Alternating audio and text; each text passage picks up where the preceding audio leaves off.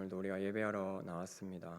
한 마음과 또 한 뜻으로 우리가 하나님을 예배하고 또 기도할 수 있기를 간절히 사모합니다.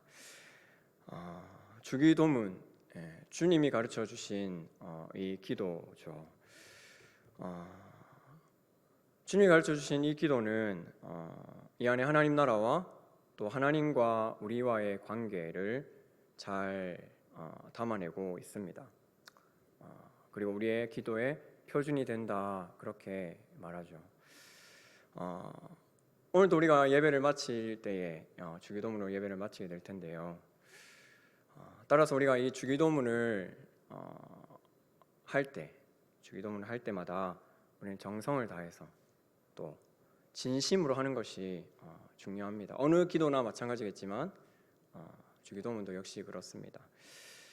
그래서 우리가 이 주기도문을 살펴보는 것도 매우 의미 있는 일이다, 그렇게 생각됩니다. 그런데 오늘 주기도문을 소개하기 바로 직전에 예수님께서는 이렇게 말씀하십니다. 너희는 이렇게 기도하라. 명령이죠. 명령하십니다.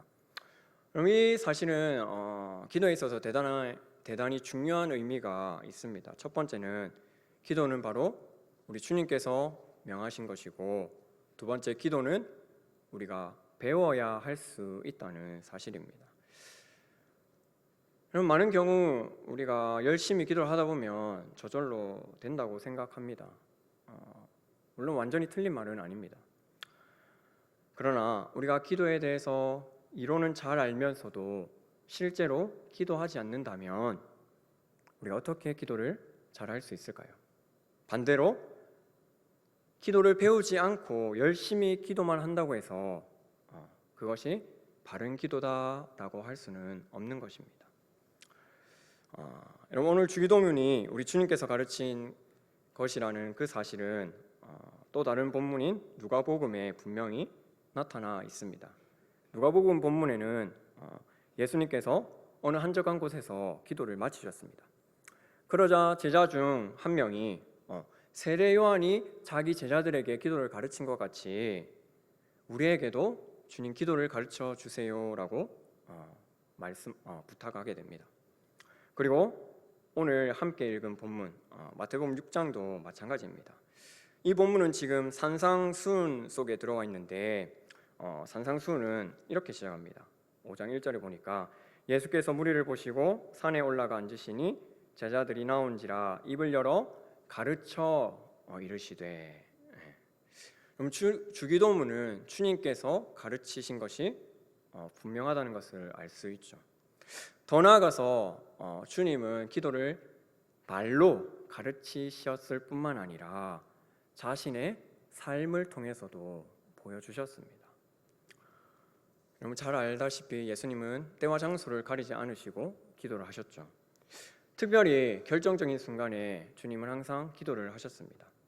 세례를 받을 때 기도하셨고 또 사도들을 세우기 전에 기도하셨습니다. 겟세마네 동산에서 기도하셨죠. 그리고 마지막 십자가에서도 내 영혼을 하나님 손에 맡깁니다, 부탁하나이다 라고 기도하면서 돌아가셨습니다. 그래서 예수님은 자신의 백성들에게 말을 통하여서 기도를 가르치셨고 또한 그의 삶을 통해서도 역시 기도를 가르치셨습니다.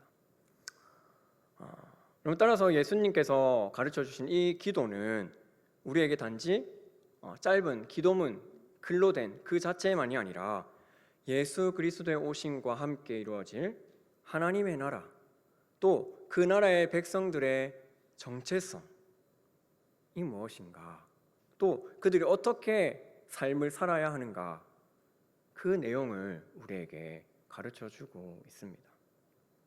곧 하나님께서 우리에게 바라시는 삶의 모습인 것이죠. 그래서 우리는 이 주기도문을 볼 때에, 외울 때에, 또 이 주기도문을 통해서 예수님께서 이 땅에서 어떻게 사셨을까, 이 땅에서의 삶을 우리가 발견할 수 있고 그분을 따라 살아갈 수 있게 되는 것입니다. 오늘 첫 번째로 주기도문의 첫머리를 보게 될 텐데 오늘 첫머리는 크게 세 부분으로 나뉘어져 있습니다. 아버지, 우리, 하늘에 계신입니다. 그럼 제가 우리말 순서로는 반대로 말씀드렸죠. 그러나 원문 순서는 아버지, 우리, 하늘에 계신 이렇게 나아가고 있습니다.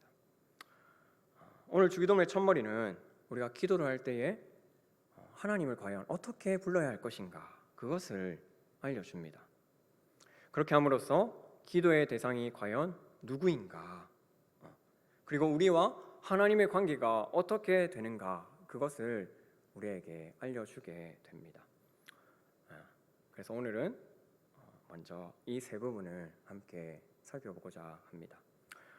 먼저 아버지에 대해서 한번 살펴보려고 하는데요. 우리는 이렇게 질문할 수 있습니다. 주님은 왜 하나님께 기도할 때에 아버지라고 부르게 하셨을까? 한 번도 이런 의문을 가지신 적이 없습니까? 너무나 당연하기 때문에. 왜 아버지라고 부르게 하셨을까요? 물론 제가 하나님이 아버지가 아니다, 우리 아버지가 아니다라는 것은 아닙니다. 그러나 아버지로 부르지 않고 다르게 부를 수도 있었다는 것이죠. 그럼 성경의 하나님은 여러 가지 모습으로 나타나기 때문에 그 중에 다른 것을 취할 수도 있었습니다. 예를 들어 성경의 용법대로 아브라함과 이삭과 또 야곱의 하나님이라고 이렇게 부르고 기도를 시작할 수도 있습니다. 그러나 우리 주님 그렇게 하지 아니하시고 하나님 아버지여라고 기도하셨습니다. 왜 주님은 제자들에게 기도를 가르쳐 주시면서 너희는 하나님을 아버지라 불러라 이렇게 말씀하셨을까요? 그럼 기도는 우리와 하나님이 서로 교통하는 방편이죠. 그럼 어떻게 하나님을 부르는 것이 가장 합당할까요? 지금 예수님은 우리가 기도할 때에, 즉 하나님과 교통할 때에 하나님을 무엇보다도 아버지로 인식하고 기도해야 한다라고 말씀하십니다.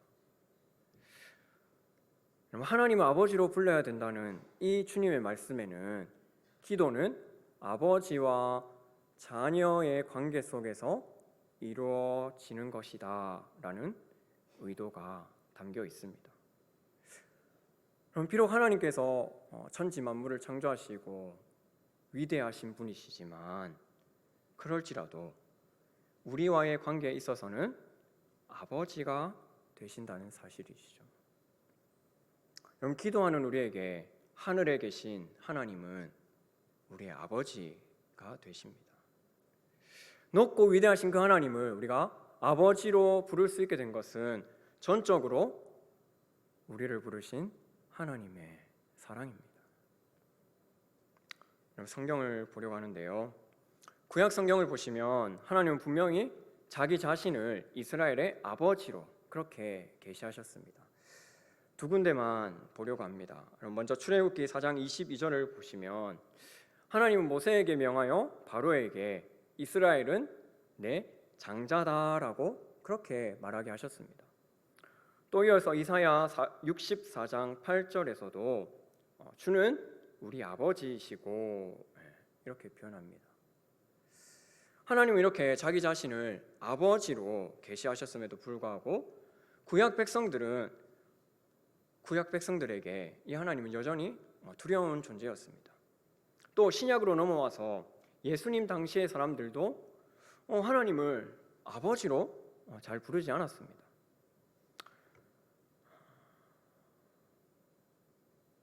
그러나 하나님은 우리에게 스스로 아버지로 나타나기를 원하셨고 또 아버지로 불리시기를 원하셨습니다. 그래서 주기도문에 우리 주님께서는 이것을 반영해서 하나님을 아버지로 불러라 말씀하신 것이죠.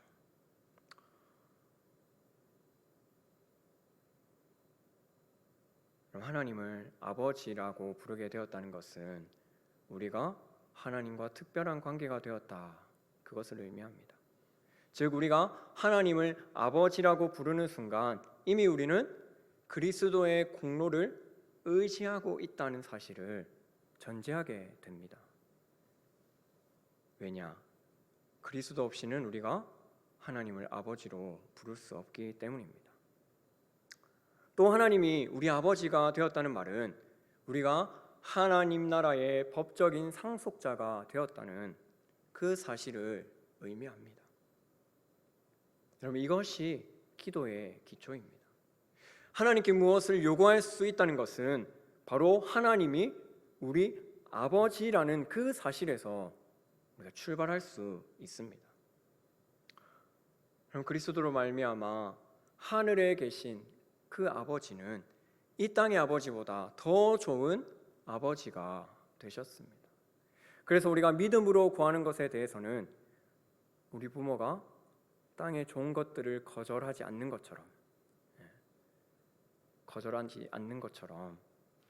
하나님 역시도 거절하지 않으시고 또 훨씬 더 좋은 것으로 우리에게 채워 주십니다. 따라서 우리의 기도의 기초는 기도가 교제임을 아는 것임과 동시에 그 교제가 하나님 아버지와 또 자녀인 우리 사이에 이루어지는 것임을 아는 것입니다. 두 번째로 하나님이 우리의 아버지가 되셨다는 사실입니다. 그럼 우리말에서는, 한국말은 좀 독특하죠, 그죠? 우리말에서는 나와 우리가 동급으로 사용됩니다. 한 친구가 다른 친구에게 친구야, 우리 집에 놀러 가자라고 했을 때, 그때 우리라고 했을 때 아무도 그 두 친구가 같은 집에 산다고 생각하지 않죠.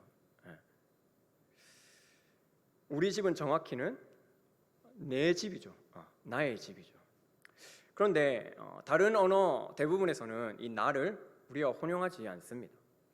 그래서 주님이 하나님을 우리 아버지로 부르게 하신 것은 또 대단히 의미심장합니다. 그런데 여기서 또 중요한 사실 한 가지는 예수님 자신이 하나님 아버지를 부를 때는 우리 아버지라고 부르지 않으셨다는 사실입니다. 여러분, 예수님 자신이 하나님을 부르실 때는 내 아버지라고 분명히 말씀하셨습니다. 여러분, 마태복음 7장 21절 말씀에 나더러 주여 주여 하는 자마다 다 천국에 들어갈 것이 아니요 다만 하늘에 계신 누구 아버지입니까? 우리 아버지 아니고 내 아버지의 뜻대로 행하는 자라야 들어가리라. 또 18장 10절에도 쭉 내려가서 그들의 천사들이 하늘에 계신 역시 내 아버지의 얼굴을 항상 배옵느니라. 이렇게 예수님 자신이 하나님을 부를 때는 내 아버지라고 분명히 말씀하셨습니다. 여러분, 그리고 제자들과 예수님 자신을 합하여 우리 아버지라고 부르시지도 않았습니다. 그럼 아까 친구가 우리 집에 가자라고 했을 때처럼 그렇게 부르지 않았습니다. 오히려 너희 아버지 이렇게 하십니다. 요한복음 20장 17절에 역시 쭉 내려가서 밑에 부분에 내가 내 아버지 곧 너희 아버지 또 내 하나님 곧 너희 하나님께로 올라간다 하라. 예수님께서 섬기신 아버지와 우리가 섬기는 아버지가 다른 분일까요? 아니죠. 그러나 예수님은 하나님과 누리시는 그 아들 되심과 예수님께서 하나님과 누리시는 그 아들 되심과 우리가 누리는 그 아들 됨은 다른 것이죠. 오직 그리스도만 본질로 하나님의 아들이 되십니다. 그리고 우리는 입양된 자녀들입니다. 하나님께서는 한 분이시지만 예수 그리스도와 하나님 아버지가 가지신 관계는 우리가 하나님 아버지와 갖는 관계와는 차원을 달리하는 것입니다. 그러면 이런 오해의 소지에도 불구하고 예수님은 왜 우리에게 하나님을 하늘에 계신 우리 아버지여라고 부르며 기도하라고 하셨을까요? 우리는 기도를 거의 대부분 1차적으로 내가 홀로 하나님께 기도하는 것이다, 그렇게 생각합니다. 하지만 우리 주님은 우리에게 기도를 가르쳐 주시면서 하나님의 이름을 부를 때에 하나님이 나의 아버지가 아니라 우리의 아버지가 되셨다는 것을 고백하며 기도하라고 하셨습니다. 그러면 하나님 아버지가 우리의 아버지가 되었다는 것은 교회에 대해 아버지가 되신 것이고, 또 하나님을 아버지로 부르는 것은 내가 교회의 일원이 되었기 때문에 가능한 일입니다. 그럼 비록 우리 각각의 사람들이 하나님께 기도할지라도 이 기도를 받으시는 분은 한 개인의 아버지가 아니라 교회라는 이 공동체의 아버지이심을 가르쳐 주셨습니다. 동시에 믿음의 지체 간에 우리가 한 몸 되고 형제 자매가 됨을 또한 보여주는 것입니다. 그러므로 우리는 기도할 때에 나를 위해 기도하는 것을 목표로 삼아서는 안 됩니다. 주님은 기도를 가르치실 때에 전적으로 하나님의 나라를 위하여 기도하도록 가르치셨습니다. 예수님 우리가 기도하는 내용에서도 우리가 언제나 이 교회의 일원으로 하나님께 나아간다는 것을 잊지 않게 하셨습니다. 그럼 물론 우리가 살아가면서 내가 이루고자 하는 일, 또 어려움 등으로 인해서 기도합니다. 그것이 나쁘다는 것이 아닙니다. 하지만 언제나 바른 기도는 나의 이기적인 목적을 위한 기도가 아니라 내가 교회로서, 교회에 속한 한 성도로서 그렇게 살아가기 위해 가장 좋은 것이 무엇인지 분명히 깨닫고 또 그것을 하나님께 구하는 기도가 되어야 한다, 그 뜻입니다. 그럼 뜻을 같이 해서 기도해야 합니다. 각자가 기도하더라도 한 마음과 한 뜻으로 하나님의 뜻을 구해야 합니다. 여러분, 예수님은 마태복음 18장 19절에서 말씀하셨습니다. 너희 중에 두 사람이 땅에서 합심하여 무엇이든지 구하면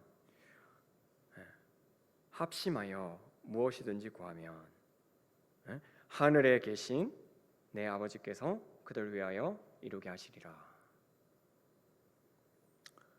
여러분, 앞서 아버지가 하나님과 우리의 관계를 규정한다면 이 두 번째 우리라는 단어는 우리와 함께한 지체들과의 관계를 규정한다, 그렇게 말할 수 있습니다.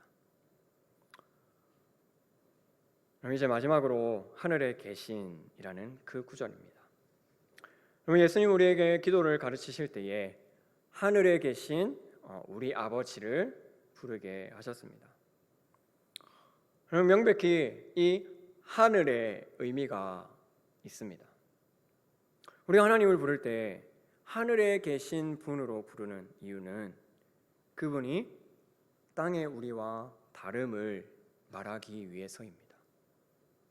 우리가 하나님을 하늘에 계신 분으로 말하는 것은 우리가 그 천상의 위엄을 하찮은 이 땅의 것으로 생각하지 않고 또 그의 전능하신 능력으로부터 우리의 몸과 영혼에 필요한 모든 것을 기대하도록 하기 위함입니다.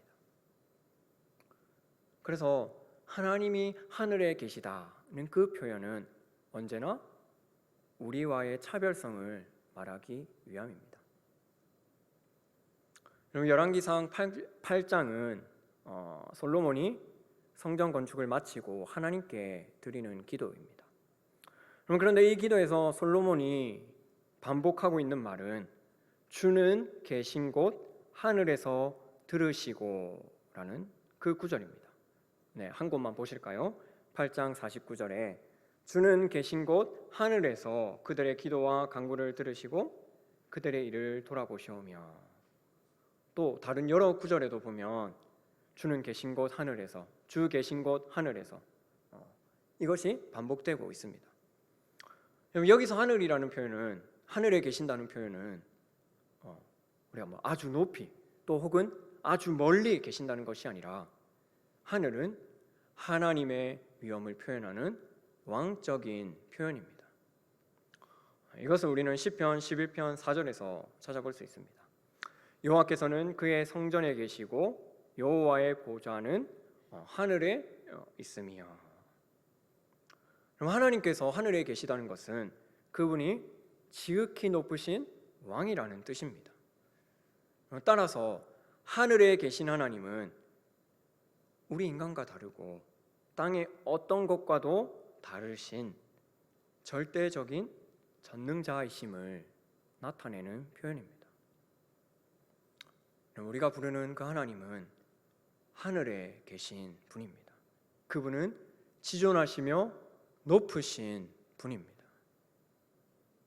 그래서 예수님은 하나님을 하늘에 계신 분으로 묘사함으로써 하나님께서 단지 우리의 아버지이실 뿐만 아니라 창조 세계와 만물을 초월하여 계시는 위대한 분이심을 우리가 잊지 않기를 원하셨습니다. 우리는 결국 이 기도 속에서 내가 어떠한 존재인지를 가장 잘 알 수 있습니다. 그럼 기도하는 가운데 비록 이 몸은 땅에 있지만 우리 영혼은 하늘로 들려 올라가 하나님 앞에 우리의 마음을 드리게 됩니다. 바꾸어 말하면 기도는 하늘에 계신 하나님을 이 땅에 끌어내리는 것이 아니라 반대로 땅에 있는 우리를 하늘에 계신 보좌 앞으로 끌어올리는 그 일입니다. 우리는 세상에 살지만 세상에 속하지 않은 사람이죠. 우리는 이것을 기도 속에서 경험하게 됩니다. 여러분, 많은 사람들이 하늘에 계신 이를 부르면서도 여전히 땅의 것을 구합니다. 이것도 구하고 저것도 구하고. 그러나 우리는 천국에 속한 천국 시민답게 그 신분에 걸맞는 것을 하나님께 구해야 합니다. 오늘 주기도문 첫머리를 우리가 살펴보았습니다. 오늘 이 주기도문의 첫머리는 우리에게 기도에 대한 가장 기본적인 가르침을 주고 있습니다. 우리가 하나님을 아버지라고 부를 때에 우리는 공경심과 신뢰를 하나님께 표현하게 됩니다. 하나님과 우리의 관계를 알게 됩니다. 또 우리라고 부를 때 기도는 나의 욕심을 위해서 구하지 않고 주위의 형제 자매와 함께 하나님 나라와 의를 구할 수 있게 됩니다. 우리가 함께 아버지께 나아가는 일이 얼마나 영광스럽습니까? 나에게 아버지이신 분이 옆에 있는 이에게도 아버지가 되신다는 이 사실이 얼마나 놀랍고 놀라운 일입니까? 그럼 또 하늘에 계신이라고 부를 때 우리는 하나님의 위엄과 능력을 고백하고 그 결과 세속적인 기도가 아니라 신령한 기도를 드릴 수 있게 됩니다. 오늘 주님께서 우리에게 기도를 가르치시면서 이렇게 놀라운 은혜를 주셨습니다.